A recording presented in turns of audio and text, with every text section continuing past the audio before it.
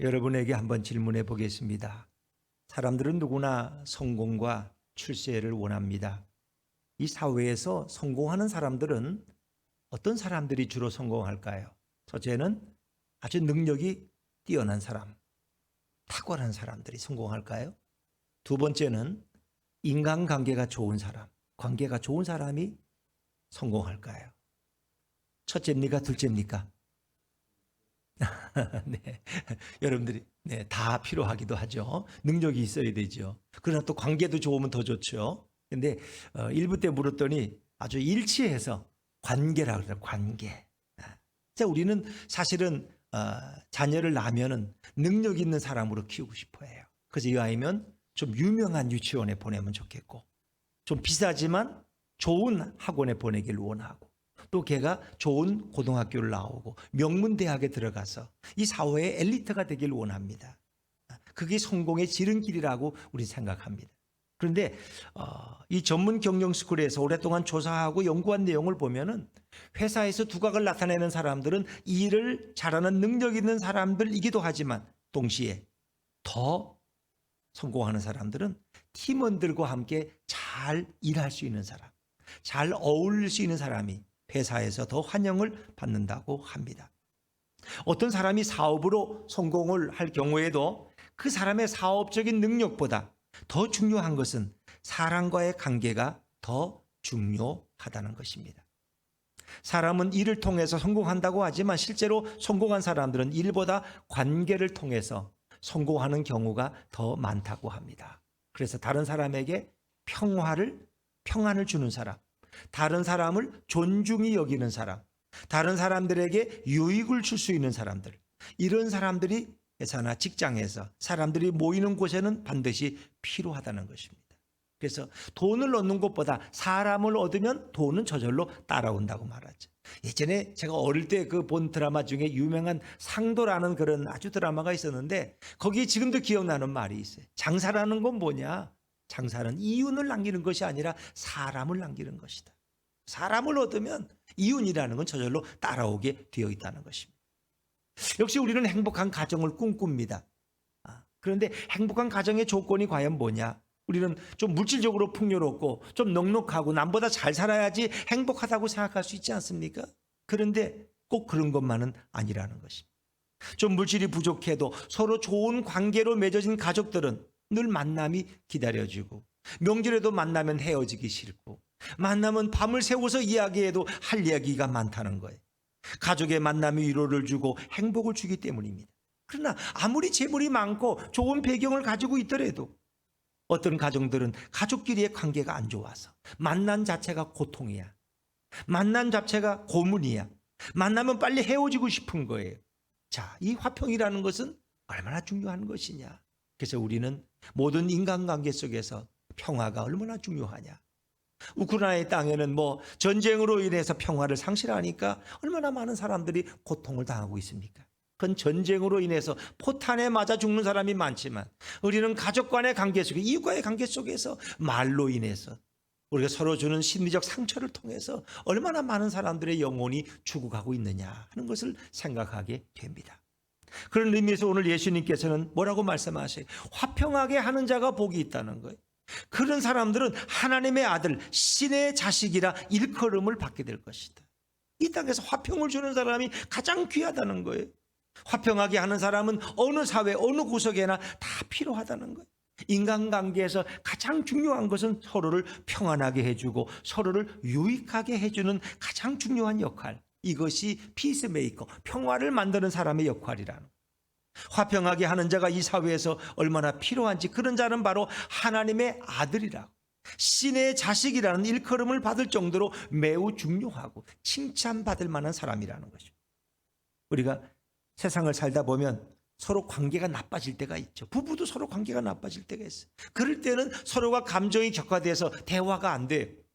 그럴 때 제3자가 개입을 해서 두 사람의 삐뚤어진 관계를 바로잡아 줄 때가 있습니다. 그래서 우리 종종 어떤 부부들은 이렇게 상담가를 찾아가서 서로 이렇게 화해를 하는 경우도 있지 않습니까?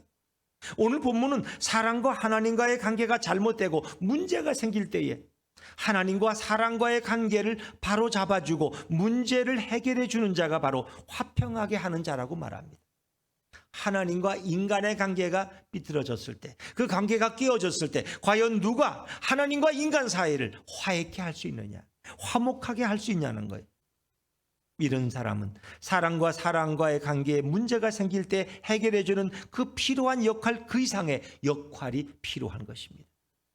1998년에 상영되었던 게리 그레이라는 감독의 네고시에이터라는 영화가 있습니다. 아주 오래전 영화인데 저도 이 영화를 본 기억이 납니다.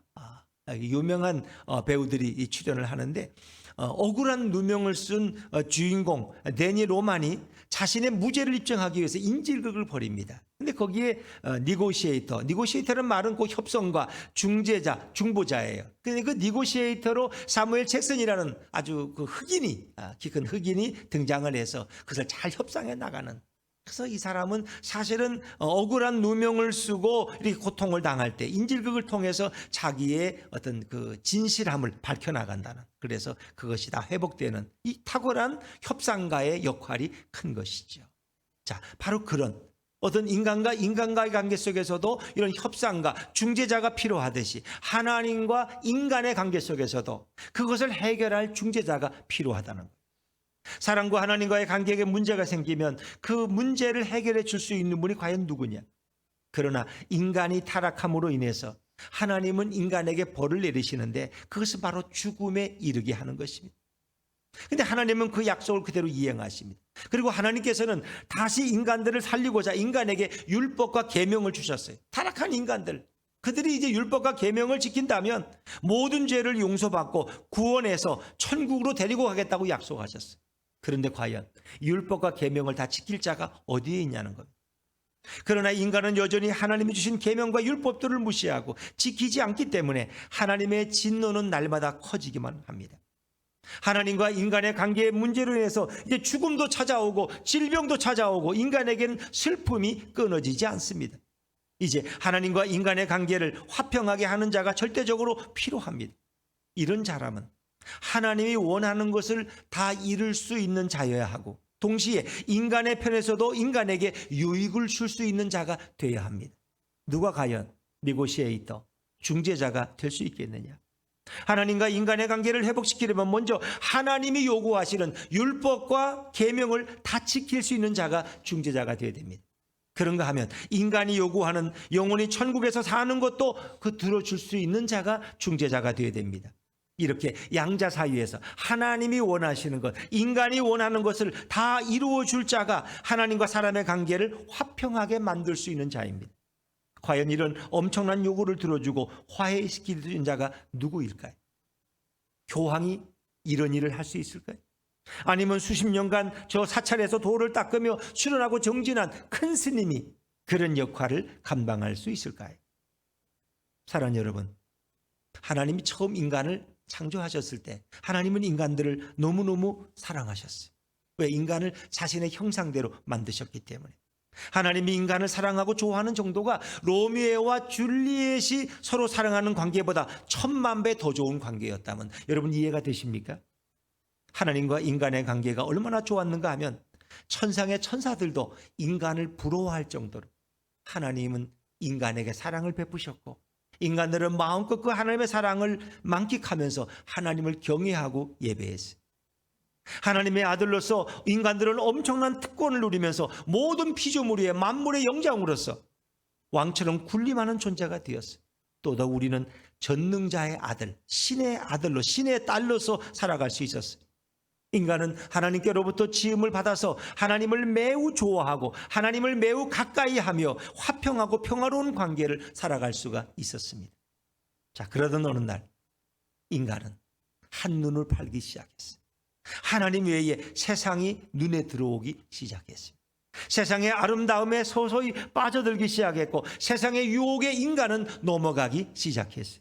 그리고 하나님보다 세상을 더 사랑하게 되었습니다. 이것이 비극의 출발입니다. 아름다웠던 그 부부, 서로 없으면 못 산다는 그 부부가 어느 순간부터 왜 깨어지기 시작합니까? 자기 아내보다 더 사랑스러운 여인을 보게 됐을 때, 그 마음이 흔들릴 때 그는 한눈을 팔게 되면서 부부 사이에 갈등이 생깁니다. 내 아내보다 더 멋있는 남자가 더 멋있는 여자를 생각하게 될 때 그 부부 관계에 금이 가게 되는 거예요. 인간도 마찬가지. 하나님만을 사랑해야 될 인간들이 하나님보다 세상의 유혹에 미혹에 더 빠져들기 시작했다는 겁니다. 전에는 하나님이 연인처럼 좋았는데 이제는 하나님보다 세상이 점점 더 좋아지기 시작합니다. 하나님과의 관계가 금이 가기 시작했습니다. 점점 하나님과 멀어지고 싶었어요. 하나님의 관계가 뭔가 소원해지기 시작했어요. 이제는 세상이 좋고 세상이 아름답고 세상이 한없이 탐스러웠어요. 하나님은 뭔가 고집불통에 늙은 영감처럼 그렇게 답답한 분으로만 생각되기 시작했어요. 하나님은 더 이상 인간에게 필요하지 않고 중요하지 않은 분으로 여겨지기 시작했어요. 인간과 하나님과의 관계는 금이 가고 깨어지게 되었어요. 이것이 바로 인간의 타락이에요. 인간에게 죄가 들어온 거예요. 인간이 타락한 순간부터 하나님께서는 타락한 인간을 더 이상 자신의 아들로서 당신의 백성으로 대우하지 않으셨고 에덴 동산에서 인간을 추방하십니다. 그리고 인간은 종으로 살도록 하셨습니다. 이제 인간과 하나님 사이에 화평의 관계는 사라지고 서로 원수로 미워하는 관계가 되었습니다. 하나님께서는 타락한 더러운 인간을 죄인으로 살도록 그냥 내버려 두셨습니다. 인간 또한 하나님을 원망하면서 날마다 종처럼 비참하게 사는 그런 존재가 되었습니다. 인간에 대한 하나님의 진노와 하나님에 대한 인간의 불평이 서로 교차하고 있을 때 하나님과 인간 사이를 화평케 하는 중보자로서 예수님이 이 땅에 오셨습니다. 인간은 모두 타락해서 의로우신 하나님 앞에서 범죄하며 사는 존재였지만 예수님은 인간으로 왔지만 그분은 죄를 멀리하고 의로우신 하나님의 요구에 모든 것을 순종하며 의로운 삶을 사시는 예수님이셨습니다. 그래서 우리 예수님은 인간 중에 유일하게 하나님의 모든 계명을 다 지키고 하나님의 모든 계명에 전적으로 순종함으로써 하나님의 진노를 돌이킬 수 있는 유일한 분으로 예수님은 오셨습니다. 이렇게 하나님의 의로운 요구를 다 이루는 자가 바로 우리 예수님이십니다. 그리고 예수님께서는 더러운 죄를 짓고 쫓겨난 인간들에게 하나님이 얼마나 자비로우신지, 하나님이 얼마나 은혜로우신 분인지, 그리고 우리가 왜 죄를 짓고도 하나님께로 돌아가야 하는지 부단히 하나님의 마음을 인간들에게 가르쳐 주셨습니다. 예수님은 의로우신 하나님과 불의한 인간 사이에서 유일한 중보자로서 하나님의 요구와 인간의 죄의 문제를 다 해결하시는 중보자가 되신 줄로 믿습니다. 하나님과 인간의 관계는 회복될 수 없는 불가능한 관계였습니다. 이런 깨어진 관계를 회복하고 하나님의 마음을 인간에게 돌이키고 인간의 타락한 마음을 하나님께로 돌이키는 것이 바로 예수님의 역할이었습니다. 오늘 성경은 그것을 증언하는데, 자, 말라기 4장 6절 말씀을 자막에서 한번 읽어볼까요? 말라기 4장 6절입니다. 시작. 그가 아버지의 마음을 자녀에게로 돌이키게 하고 자녀들의 마음을 그들의 아버지에게로 돌이키지 아니하면 두렵건대 내가 와서 저주로 그 땅을 칠까 하노라 하시니라. 아멘. 오늘 이 말씀은 예수님이 오셔서 하실 사역을 우리에게 미리 성경이 말라기서에서 말씀해 주고 있는 거예요. 예수님이 오시면 하나님 아버지의 마음을 인간에게로 돌이키고 인간들의 마음을 하나님께로 돌이키는 화평자가 된다는 말씀입니다. 이런 예수님의 화평케 하는 역할을 무시하는 자는 하나님이 용서하지 않으시고 저주하고 죽이겠다는 말씀입니다. 여러분, 예수님은 누구십니까? 예수님은 하나님과 본체가 동일하심으로 그분은 하나님과 동등하신 분이십니다. 오직 예수님만이 하나님이 요구하시는 모든 것을 하나님의 의로운 수준에서 다 이루어 드릴 수 있는 분은 유일하게 예수님밖에 없습니다. 하나님이 요구하시는 계명은 타락한 인간이 절대로 따를 수가 없습니다. 이미 타락한 인간은 그 본성 안에 더럽고 추악한 죄악을 사모하는 마음이 가득 차 있어요. 이런 인간이 하나님의 요구를 이룰 수가 없고 하나님의 요구를 따를 수가 없기 때문에 예수님께서 그 모든 요구 조건을 다 이루어 주십니다. 하나님이 인간에게 요구하는 모든 의로운 삶과 정의로운 계명을 예수님은 다 지키시고 죄는 조금도 없으신 그 예수님이 이제 하나님과 우리 사이에 중재자가 되십니다. 예수님은 인간으로 이 땅에 왔지만 그 안에 있는 의로운 신적 권능으로 인하여 하나님의 모든 요구를 다 순종하시고 다 이루시는 유일한 분이십니다. 또한 예수님은 인간들에게 하나님께로 돌아오라고 초청하실 수 있는 분입니다. 하나님이 어떤 분인지 예수님만큼 정확히 아는 자가 세상에는 예수님 외에는 없습니다. 타락한 인간은 이미 하나님을 잊어버렸고 망각해버렸습니다. 그러나 예수님은 하나님을 정확히 아십니다. 왜냐하면 예수님이 하나님이시기 때문에. 하나님의 깊은 것들을 정확히 알고 있는 신적 능력을 가지고 계시기 때문에 인간들을 하나님께로 정확하게 안내하고 인도할 수 있는 분이 예수님이에요. 오직 하나님과 인간의 중보자로서 화평하게 할 수 있는 유일한 분은 예수님 외에는 없습니다. 이런 역할은 오직 예수님만이 하실 수 있어요. 하나님과 인간 사이의 중보자의 역할은 신천지의 이단의 교주인 이만희도 할 수 없고 천주교 교황도 할 수 없어요. 오직 예수님만이 하실 수 있습니다. 그러니까 예수님의 사역은 너무너무 특별한 것입니다. 예수님이 죄 많고 타락한 이 땅에 화평하게 하는 중보자로 오셨지만 예수님을 하나님과 인간 사이에 화평하게 하는 자로 피스메이커로 인간들은 받아들이지를 않았습니다. 예수님에 대한 이스라엘 사람들의 평가는 오히려 저 예수가 하나님의 분노를 일으키는 자라고 예수님을 비판하며 책망했습니다. 예수께서는 하나님이 원하시는 참된 계명은 너희가 마음과 목숨과 뜻과 정성을 다하여 주 너의 하나님을 사랑하고 내 이웃을 내 몸같이 사랑하는 것이라고 예수님이 가르쳤지만 이스라엘 백성들은 하나님만 사랑하면 되었지 죄 많은 이웃을 사랑할 필요가 없다고 잔뜩 오해합니다. 오히려 예수님을 하나님과 인간 사이를 막는 회방꾼 정도로 인식하면서 오히려 예수님을 비판하며 예수님을 책망합니다. 예수님은 인간의 죄를 지고 십자가에 달려서 우리 대신 죽고자 했지만 이스라엘 백성들은 예수님이 죄가 많아서 저 갈릴리 예수가 저주를 받아서 하나님에게 형벌을 받는 것이라고 그렇게 오해했습니다. 예수님은 결국 인간들 대신 하나님 앞에서 참혹한 십자가 형벌을 받아야 하는 비참한 존재로 전락하십니다. 예수님은 결국 인간들에게 버림을 받아서 조롱과 미움의 대상이 되셨습니다. 예수님은 하나님에게도 버림을 받으셨어요. 그래서 그분의 마지막 말씀이 엘리 엘리 라마 사박다니 어찌하여 나의 하나님 나의 하나님 어찌하여 나를 버리시나이. 그런가 하면 예수님은 당신의 지자들에게도 인간들에게도 버림을 당해서 결국 더럽고 추악한 벌레와 같은 취급을 받으셔야 했던 분이 우리 예수님이십니다. 하나님과 인간 사이를 화해시키기 위해서 예수님은 그 영광스러운 하늘보좌를 뒤로하고 오신 그분께서 가장 추한 인간의 모습으로 십자가에 달리시고 인간에게 저주와 비난과 조롱을 당하셨다는 것입니다. 예수님은 이 땅에 오셔서 하나님의 모든 계명을 지켜서 하나님의 모든 요구를 지키는 유일한 인간이 되셨습니다.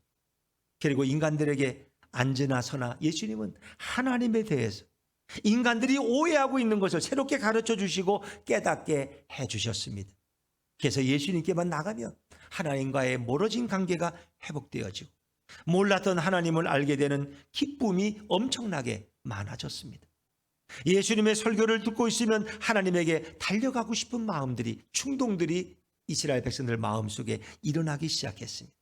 그 시대 백성들에게 들려준 유대 종교 지도자들의 설교는 하나님은 죄인에 대해서 진노하시는 분, 하나님은 죄를 지은 인간들을 모두 지옥에 쳐놓고 싶은 마음으로 가득 차신 분, 하나님은 영원한 지옥 형벌로서 타락한 인간들에게 분풀이하시는 그런 독재자 같은 분, 그리고 그런 진노를 피하는 유일한 길은 결혼도 하지 말고 산이나 동굴 속에 들어가서 혼자 살면서 율법을 다 지켜야 한다는 불가능한 말만 유대 종교 지도자들은 되풀이할 뿐이었습니다. 그러니까 사람들에겐 소망이 없었어요. 그러나 예수님은 하나님이 죄를 미워하시지만 하나님은 죄인들을 너무너무 불쌍히 여기시기 때문에 누구든지 하나님께 나오면 된다고 구원받을 수 있고 죄가 용서받을 수 있다고 꿈을 주고 희망을 주는 설교를 하셨던 분이 바로 예수님입니다. 죄인된 백성들에게 꿈과 희망을 주는 유일한 분은 오직 예수님 뿐이었습니다. 예수님은 죄인된 백성들에게 다시 하나님의 아들이 될 수 있다고 설교해 주신 유일한 분이었습니다. 예수님은 부단히 하나님과 인간 사이에 다시 화목과 화평이 몰려오도록 날마다 백성들을 가르쳐 주신 분입니다. 예수님의 처음 사역, 초림 사역으로 인하여 하나님은 모든 예수님의 사역을 매우 기뻐하시고 즐거워하셨습니다. 예수님을 통해서 하나님은 다시 인간들을 향하여 기뻐하시고 즐거워하게 되셨습니다. 백성들은 예수님을 통해서 이제 다시 하나님의 의도와 그 사랑의 마음을 정확하게 깨닫고 알게 되었습니다. 여러분, 화평이란 인간의 힘으로 할 수 있는 영역이 아닙니다. 화평이란 오직 예수님만이 가능한 영역입니다. 진정한 화평이란 인간과 인간의 사이의 화평이 아니라 인간과 신의 화평이 먼저 이루어져야 합니다. 사람들의 관계도 그래요. 사람이 서로 오해했던 거 푼다고 화해가 이루어지는 게 아니에요. 하나님을 우리가 바로 알아야 돼. 하나님과 인간의 화해가 이루어져야 인간과 인간의 화해도 진정으로 이루어질 수 있어요. 인간이 신과 화평이 이루어지면 신의 아들로서 우리는 대우를 받게 됩니다. 그러나 인간이 신과 화평을 이루지 못하면 인간은 종으로서 비참한 대우를 받게 됩니다. 인간은 반드시 하나님과 화평을 이루어야 되는데 그 화평은 인간의 힘으로 이루어질 수 없고 오직 예수님의 역할로만 이루어질 수 있습니다. 예수님이 주시는 화평이란 자신의 생명을 죽음에 던져서 이루어야 하는 희생이 따르는 그런 화평입니다. 화평을 이루기 위해서 예수님은 하나님의 아들로서 그 높은 지위에 만족하지 않으시고 자신을 종의 형체로 이 땅에 내려와서 죽음으로 화평을 이루십니다. 인간과 하나님의 화평을 이루기 위해서 예수님은 값진 대가를 치르십니다. 자, 로마서 5장 10절 말씀 우리 자막에서 한번 읽어볼까요? 로마서 5장 10절입니다. 시작. 곧 우리가 원수 되었을 때에 그의 아들의 죽으심으로 말미암아 하나님과 화목하게 되었은즉 화목하게 된 자로서는 더욱 그의 살아나심으로 말미암아 구원을 받을 것이니라. 아멘. 하나님과 인간 사이는 원수되었던 관계였어요. 그런데 아들의 죽으심으로 말미암아 우리는 하나님과 화목한 관계가 되었다는 것입니다. 화평은 곧 예수님의 죽음과 보혈로 이루어진 가장 고귀한 화평입니다. 화평은 예수님의 역할 없이 절대로 이루어질 수 없는 것입니다. 예수님은 하나님과 인간 사이에 화평의 사도이시고 화평의 중보자가 되십니다. 하나님 아버지는 인간들이 하루 종일 더러운 죄 지을 생각만 하고 그 마음속에 추악한 죄악만 가득한 것을 보시고 하나님은 탄식하십니다. 더럽고 추악한 생각으로 하루를 보내는 인간들을 거룩하신 아버지는 멀리하십니다. 그래서 인간은 하나님에게서 버림받아서 더럽고 추악한 벌레 같은 삶을 살아야만 했습니다. 은혜로우신 하나님께서 이런 인간들을 불쌍히 여기셔서 이제 예수님을 화평의 중보자로 이 땅에 보내십니다. 예수님을 인간의 모습으로 이 땅에 보내셔서 하나님의 요구를 모두 따르게 하시고 인간의 중보자가 되게 하셨습니다. 또 인간들로 하여금 다시 하나님에게로 돌아오도록 하나님이 중보자가 되게 하셨습니다. 만약 하나님께서 예수님을 보내지 않으셨더라면 우리는 어찌 됐을까?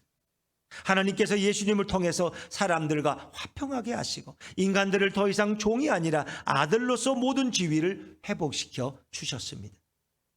하나님께서 예수님을 보내사 인간과 원수되었던 모든 관계를 청산하시고 다시 회복하는 관계로 만들어 주셨습니다.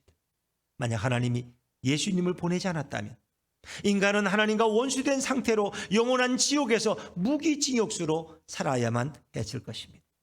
그러나 하나님의 극진한 은혜로 예수님을 화목하게 하는 중보자로 보내셨기 때문에 모든 인간들은 다시 아들로 회복될 수 있었던 것입니다.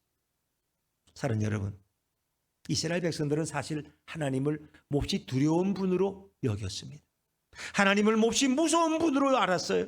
하나님은 원수된 인간들을 영원히 심판하는 분으로만 여겼습니다. 이런 하나님이 이스라엘 백성들은 너무너무 무서워서 가까이 가지도 못하고 자포자기함으로 인생을 살았습니다. 실제 구약의 하나님은 그래. 성막에 들어갔다가 하나님이 원하시는 불이 아니라 다른 불을 드린 제사장들은 다 불살라 죽었어요. 성막에 들어갔다가 불경건한 일을 한 사람들은 다 불태움을 당해서 거기서 죽고 다시 돌아 나오지를 못했어요. 하나님은 매우 무서운 존재였어요. 그런데 하나님께서 예수님을 보내셔서 우리에게 하나님에 대해 설교하심으로 다시 백성들에게 은혜를 주시고 다시 아들로 받아주시고 영원한 생명을 회복하게 하신 줄로 믿습니다. 죄인들을 불러서 아들로 삼아주시기 원하시는 하나님의 심정을 우리는 예수님을 통해서 구구절절히 들을 때에 수많은 백성들은 그 은혜에 감격해서 눈물을 흘리며 예수님의 설교를 통해서 큰 위로와 감격을 받게 되었습니다. 전에는 지옥이 가까운 인생에서 이제는 천국이 가까운 인생으로 변화되었습니다. 전에는 하나님과 원수되었던 삶에서 이제는 예수님으로 인해서 하나님과 화목한 삶으로 바뀌어지게 되었습니다. 이제는 예수님을 통해서 하나님과 너무너무 친밀하고 다시 하나님과 화목한 관계를 꿈꾸며 살아가는 삶을 살게 되었습니다. 여러분, 인간과 인간이 서로 불화하면 깨끗하게 그냥 안 보고 살면 돼요. 서로 만나지 않고 서로 떨어져 살면 더 이상 부딪힐 일이 없어요. 부부관계가 깨지면 서로 극단적인 경우지만 서로 보지 않으면 고통을 멈출 수 있어요. 마음의 상처는 남지만 고통은 끝날 수 있어요. 그런데 인간과 하나님과의 관계가 깨지면 인간은 우주 밖으로 떠날 수도 없어요. 인간은 하나님의 품 밖으로 나아갈 수가 없어요. 인간은 반드시 하나님과 관계를 화목하게 되어야만 다시 아들의 직분을 회복할 수 있습니다. 아니면 하나님과의 관계를 회복하지 못하면 영원한 하나님의 원수가 되어서 지옥으로 떨어지는 비참한 삶을 살아야 되는 거예요. 인간의 입장에서 할 수 있는 것은 아무것도 없어요. 내 스스로 내 죄를 해결할 수 없어요. 내 스스로 하나님과 화목하게 할 방법이 없어요. 이제는 인간과 하나님과의 관계를 회복하러 오신 그 예수님께로 우린 달려나가야 할 줄로 믿습니다. 그 예수님에게 나가서 그분을 영접하고 그분을 믿고 그분을 받아들이면 어떤 죄를 지어도 하나님과의 관계가 완전히 회복되는 줄로 믿습니다. 그러나 우리가 예수님의 중보하심을 거부하면 영원히 하나님과의 관계가 회복될 수 없기 때문에 우리는 하나님의 진노 속에서 두려움 속에서 영원한 심판과 지옥에 떨어지는 비참한 인생이 되고 마는 것입니다. 여러분, 성도는 누구입니까? 성도는 처음부터 깨끗한 자가 아닙니다. 성도는 죄를 많이 짓고 더럽고 추악한 죄인이고 하나님과 철천지 원수되었던 관계였습니다. 그런데 성도는 예수님의 중보로 인해서 멀어진 하나님과 화평을 다시 이룬 자가 바로 성도입니다. 성도는 이제 하나님과 가장 가까운 관계가 되었습니다. 하나님은 예수님을 통해서 더 이상 성도의 죄를 보고 미워하지 않으시고 죽이려 하지 않습니다. 왜냐하면 성도의 죄를 예수님이 다 담당하셨기 때문에, 예수님의 죽으심으로 인하여 성도의 죄를 다 해결해 주셨기 때문입니다. 예수님께서 성도의 모든 죄의 군한을 완전히 다 없애주셨기 때문에 하나님은 인간과 화평을 누리게 되고 하나님은 인간과 화목한 관계가 되었습니다. 예수님은 하나님과 성도 사이에서 완벽한 관계를 회복해서 이제부터 성도는 다시 하나님의 아들, 다시 하나님의 딸의 지위를 회복하게 되었습니다. 성도는 친밀하고 매우 가깝고 매우 아름다운 관계로 하나님의 자녀가 되었습니다. 성도는 예수님을 통해서 모든 것이 완전히 회복되었습니다. 성도는 예수님을 통해서 하나님의 모든 축복을 다시 받게 된 줄로 믿습니다. 우리 로마서 5장 11절 말씀을 한번 자막에서 읽어볼까요? 로마서 5장 11절입니다. 시작. 그뿐 아니라 이제 우리로 화목하게 하신 우리 주 예수 그리스도로 말미암아 하나님 안에서 또한 즐거워하느니라. 아멘. 하나님과 우리 사이가 예수님 통해서 화목하게 되었으니까, 이제 구원을 받았으니까 얼마나 즐거워요. 그 구원에 기뻐하고 구원에 감사하며 주님 안에서 찬양하는 삶을 살아가게 되는 거, 이게 성도의 삶이에요. 성도의 삶은 죄 때문에, 죄의 심판 때문에 늘 불안에 떨고 지옥 갈까 봐 두렵고 그런 관계가 아니에요. 구원받은 백성으로서 그 즐거움과 기쁨이 날마다 넘치는 거예요. 이제 우리는 하나님과 원수되었던 우리의 보잘것없는 모습과 죄악으로 가득 찬 우리의 가련한 영혼에 불안과 실망만 하고 있으면 안 됩니다. 이제부터 우리는 하나님과 모든 관계를 회복시켜 주신 그 예수님의 역할을 주목하고 예수님을 바라봐야 할 줄로 믿습니다. 그 예수님의 사역을 주목하셔야 됩니다. 우리에게 예수님이 얼마나 소중한 분인지를 우리는 깨달아 알아야 됩니다. 그리고 예수님께 감사하는 삶이 되셔야 됩니다. 죄인으로 죽어야 하고 하나님과 원수되었던 우리들에게 예수님은 우리의 죄를 대신 짊어지시고 우리 대신 처참하게 죽으심으로 인하여 우리는 하나님과 화목하게 살게 되었습니다. 우리는 평화의 복을 누리고 우리는 빛나는 하나님의 아들의 지위를 다시 회복하게 되었습니다. 예수님이 하나님의 아들의 영광을 버리고 화목하게 하시기 위해 처참하게 십자가에 죽으심으로 예수님은 끔찍한 죽음을 맞이하셨습니다. 그리고 우리는 예수님으로 인하여 영광스러운 하나님의 아들의 지위로 올라가서 다시 하나님을 뵙는 자가 되었습니다. 하나님의 얼굴을 볼 수 있는 우리는 권리를 얻게 되었습니다. 이런 예수님을 모르는 자는 자신의 인생을 한탄하고 자신의 인생을 원망하며 자신의 인생을 버리며 자포자기하며 살아가는 비참한 인생이 되지만, 예수님을 알게 되면 불가능하게 보였던 하나님의 아들의 아름답고 찬란한 지위가 다시 회복되고 다시 얻어지게 되는 줄로 믿습니다. 우리에게 가장 고상한 지식은 무엇입니까? 증권을 하시고 주식을 투자하는 분들은 주식에 대한 지식을 얻으려고 늘 공부하고 애쓸 것입니다. 그러나 우리에게 가장 고상한 지식은 바로 예수님에 관한 지식입니다. 우리에게 가장 위대한 지식은 우리에게 구원과 화평을 주시는 중보자에 대한 지식입니다. 우리에게 가장 놀라운 지식은 바로 예수님을 통해서 천지를 창조하신 절대적인 신의 아들의 지식입니다. 이런 지식을 충만히 아는 것이 매우 중요합니다. 결론적인 말씀입니다. 죄로 인하여 하나님과 원수되었던 우리 모두가 어떻게 다시 하나님의 아들의 지위를 회복해서 이제 영원히 죽지 않고 영원히 복을 받고 영원히 찬란하게 사는지 알고자 한다면 반드시 예배 때에 여러분은 예수님을 만나셔야 할 줄로 믿습니다. 예배 때 예수님을 만나지 못한 자는 예배를 아무리 열심히 드린다고 해도 하나님과 원수 관계에서 벗어날 수가 없습니다. 구약의 이스라엘 민족들은 제사 예배 때에 결국 하나님을 잘 알지 못했기 때문에 그 헛된 예배를 드리다가 하나님의 진노로 몰살당하며 죽어야만 했습니다. 예배 때에 예수님을 만난 자는 자신이 죄인임에도 불구하고 어떤 자신에게 의로운 것이 없음에도 불구하고 어떤 선행을 하지 못했음에도 불구하고 예수님으로 인하여 하나님과 화목하게 된 줄로 믿습니다. 그리고 하나님의 아들이 되는 놀라운 은혜를 받게 되는 것입니다. 예배 때에 예수님을 만난 자는 예배를 너무너무 기뻐하고 예배를 즐거워하고 예배를 통해서 예수님의 공로를 찬양하게 되는 것입니다. 이런 자의 삶은 어떤 어려움과 환난이 닥쳐도 예수님께서 다 해결해 주셔서 오히려 전보다 더 좋아지는 역사가 강하게 나타납니다. 그러나 만약 우리가 예배를 소홀히 한다면, 예배를 소홀히 하는 자는 쭉정이처럼 환난의 바람이 불면 제일 먼저 날아가는 비참한 인생이 되고 마는 것입니다. 시편 1편에 보니까 복 있는 사람의 길이 있고 그러나 악인의 길은 그렇지 아니하니 바람에 나는 겨와 같다는 겁니다. 쭉정이와 같다는 거예요. 예배 때 예수님을 반드시 만나는 역사가 여러분에게 일어나시기를 바랍니다. 그렇게 하기 위해서 예배를 대충 드리거나 예배를 지루해 해서는 안 됩니다. 오히려 예배 때에 임재하시는 주님을 만나야 하고 예배의 주인이신 주님을 깊이 경험하셔야 됩니다. 이렇게 예배의 영이신 예수님이 가득한 자가 바로 하나님의 아들로서 오늘도 모든 자들을 화평하게 하는 자라고 일컬음을 받은 복된 자가 될 줄로 믿습니다.